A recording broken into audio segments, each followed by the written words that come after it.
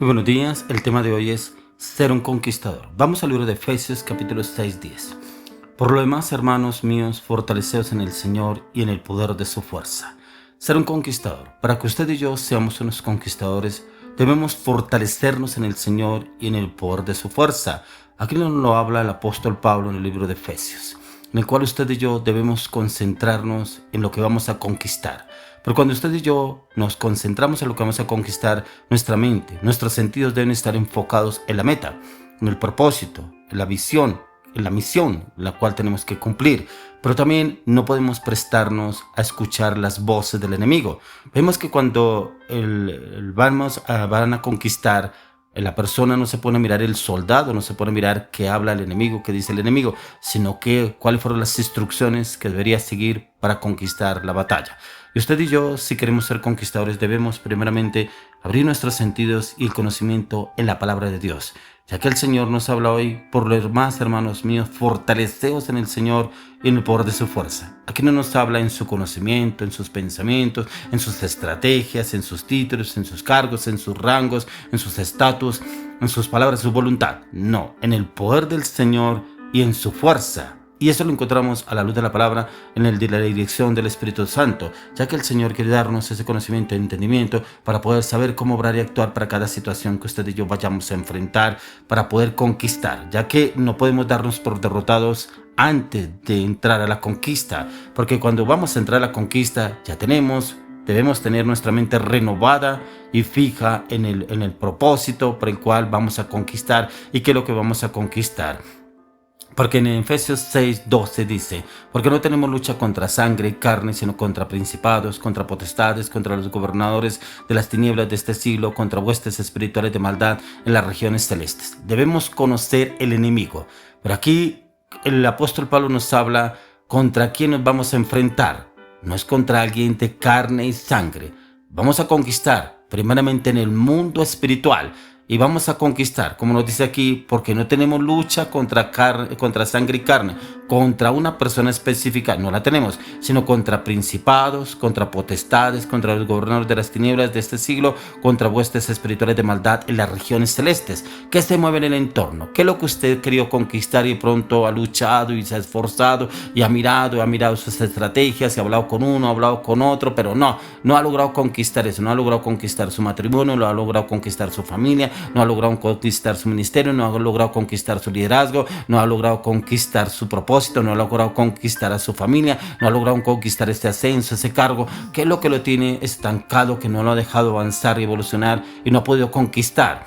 Porque a veces no utilizamos las estrategias del Señor, sino las estrategias que nosotros creemos o las que nos venden otras personas, o como han obrado otros que les ha ido bien y creemos que podremos obrar y actuar y pensamos que ahí está el Señor. Dice ahí, pues aunque andamos en la carne, no militamos según la carne. Lo dice 2 Corintios 3:5. Pues aunque andamos en la carne, usted y yo no militamos en la carne. Si usted y yo militamos en la carne, es porque están los deseos, las pasiones, las inseguridades, el temor, el carácter, la angustia, la soberbia, la arrogancia, la prepotencia. Ahí está la carne, ahí no está el Espíritu de Dios, ahí está su humanidad, ahí está su voluntad, ahí están sus pensamientos, ahí están sus deseos. Pero cuando usted y yo miramos cómo la lucha, cuál es la lucha con la cual usted y yo vamos a enfrentar al enemigo, es cuando podemos realmente encontrar la dirección del Señor a la luz de la palabra. Por eso dice en 2 Corintios 10:3-5, dice: pues aunque andamos en la carne, no militamos según la carne, porque las armas de nuestra milicia no son carnales, sino poderosas en Dios para la destrucción de fortalezas, derribando argumentos de toda altivez que se levanta contra el conocimiento de Dios y llevando cautivo todo pensamiento a la obediencia a Cristo. Primeramente, usted tiene que revisarse antes de lanzarse a la conquista. ¿Cómo está usted? ¿Cómo está usted delante del Señor? Ya que usted mira cómo son las estrategias cuando un soldado va a la batalla o a la guerra.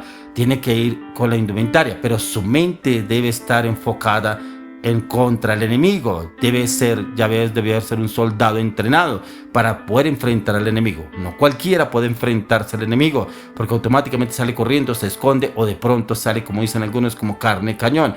Usted y yo no podemos ser como esos. Un soldado se equipa, se le da la indumentaria precisa, los equipos necesarios para poderse enfrentar contra el enemigo. También se le dan esas estrategias, cómo usar las armas, pero también cómo entrar sigilosamente para atacar al enemigo. Aquí el Señor nos habla que no debe haber en usted y en mí ningún argumento por el cual el enemigo nos pueda atacar.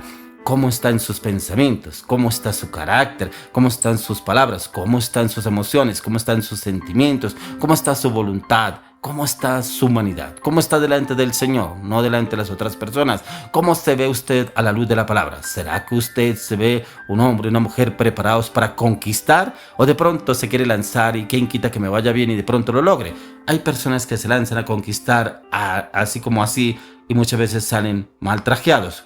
Por eso le decía, un soldado tiene que ser entrenado, o si no, ese soldado puede salir sin una pierna, o puede salir fracturado, mal herido, de pronto muerto en la batalla, porque no se preparó o no lo prepararon para lanzarlo a la batalla. Usted y yo debemos prepararnos para ir a la conquista. Es cuando miramos la historia, cuando el Señor mandó los 12 espías a conquistar la tierra. Encontramos que de esos 12 espías solamente 2 vinieron hablando bien.